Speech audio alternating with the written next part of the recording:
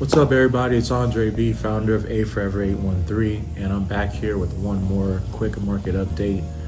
It is December 15th, 2025, Monday, and right now the market is sitting, the S&P 500 is currently at 680, 680 and 85 cents, 680.85.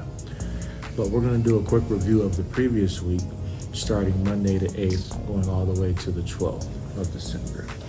So the S&P, of course, had that fall off, came all the way down to 681, and that was about a 0.6% drop there.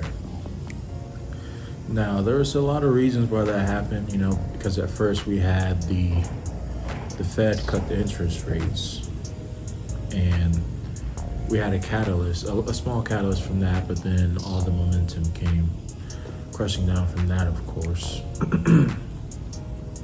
But yeah, that happened on Friday. Excuse me. And then of course the Fed did cut the interest rates.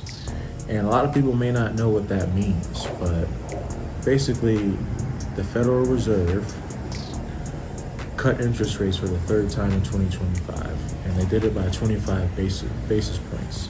And basically that means like loans and things that have like interest rates on them, they're a little bit lower, so it'll be easier for you to get loans and consumers to buy things. So that's what I'm thinking, like consumer stocks like Nike and Walmart may have an increase here going into the new year, but that's just my prediction, not financial advice. And also you should check on the housing market because the interest rates could affect those, fixed mortgages and things of that nature as well.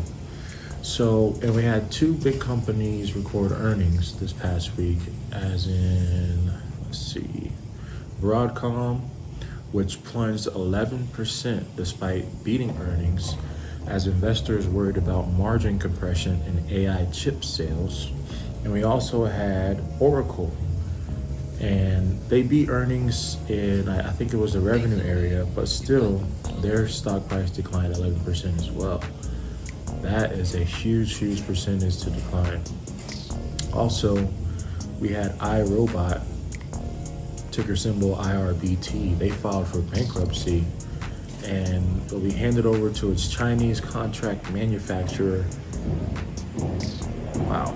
So all the shareholders were wiped out.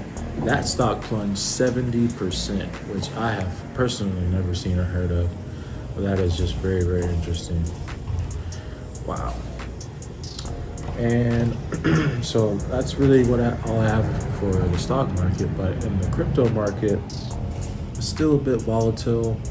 Let's see where Bitcoin is sitting at right now. So last week, Bitcoin fell from 90,000 early in the week to about 85,000, and that's its lowest price since December 1st. But it rebounded briefly above 92K before it just stalled out at 89,000. We got Ethereum dropping below 3K. XRP is, going down a bit to, it dropped below $2, which I was surprised of. But to me, it's just a fire sale. I've been saving, working on the art of saving, and now I'm about to use the discipline and get back into investing again. But yeah, that's really all I have for last week. This week should be very interesting. Like I said, right now the S&P 500 is sitting at 680.82, and it seems like we're having support around 679. So this may be a good entry point for a month or two out contract, or we could burst below the support level. But stay tuned. You heard it here first. Thanks for watching.